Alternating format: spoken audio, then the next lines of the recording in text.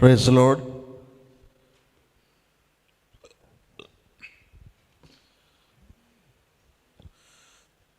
మహాదేవుడు మన ప్రభు రక్షకుడైన యేసుక్రీస్తు నామమున కూడి వచ్చిన మీ అందరికీ వందనాలు.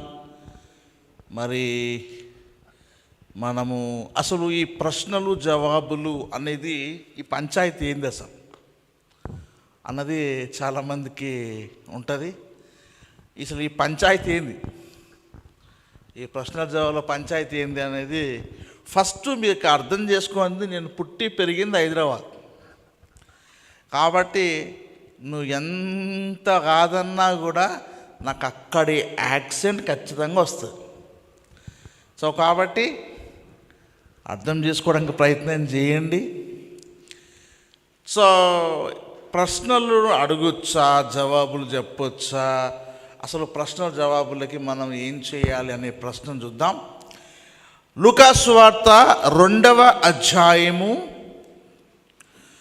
లూకా సువార్త 2వ అధ్యాయము,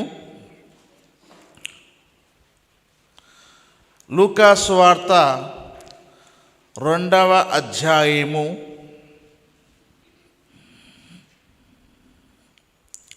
46వ వచనం చదువుదాం ఒకసారి. ఎవరైనా మైక్ పట్టుకొని చదవండి. లూకా సువార్త 2వ అధ్యాయము 46వ వచనం. 3 దినములైన తరువాత ఆయన దేవాలయములో బోధకుల మధ్య కూర్చుండి వారి మాటలను ఆలకించుచు అంటే వినుచు వారిని ప్రశ్నలు అడుగుచూ ఉండగా చూచిరి. అంటే ఆ బోధకులు ఏమైతే చెప్తున్నారో ఆ బోధకులు చెప్తున్న మాటలు విన్నదాన్ని ఏం చేశాడు, ఆయన ప్రశ్నలు అడగటం చూశాడు. అయితే చూడండి, అడుగుచూ ఉండగా చూచిరి.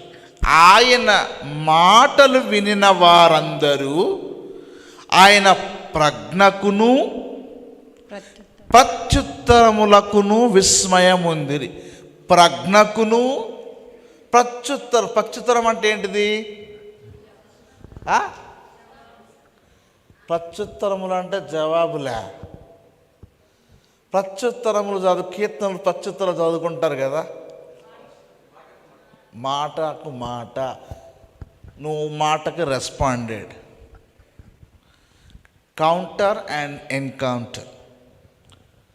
ఆయన ప్రత్యుత్తరములకు విస్మయముందిది. The first thing is that అప్పుడు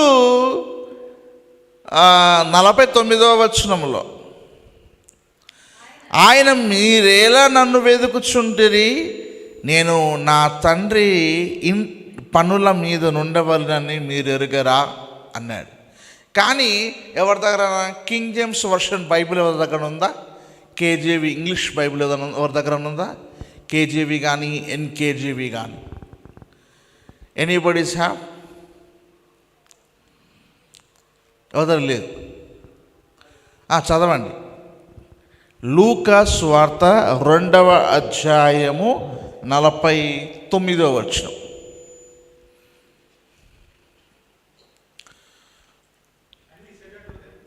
And he said unto them,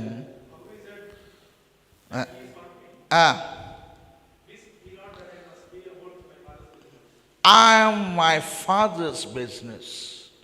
నేను నా ఫాదర్ బిజినెస్లో ఉండాలి అన్నాడు. అంటే ప్రశ్నించటం, ప్రత్యుత్తరము చేయటం ఇది దేవుని పని, దేవుని పనిలో ఒక భాగం. కాబట్టి అలా యేసుక్రీస్తు ప్రాక్టీస్ చేశాడు. కాబట్టి 52వ వచనం చదువుదాం. 52వ వచనం. యేసు జ్ఞానమందును వయస్సునందును దేవుని దయయందును మనుష్యుల దయయందును వర్ధిల్లుచుండెను. అది.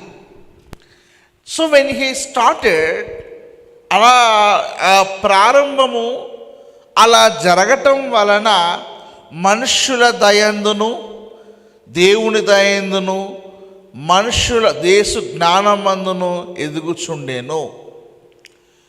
సో కాబట్టి జ్ఞానములో ఎదగటానికి this is a platform, the question and answers.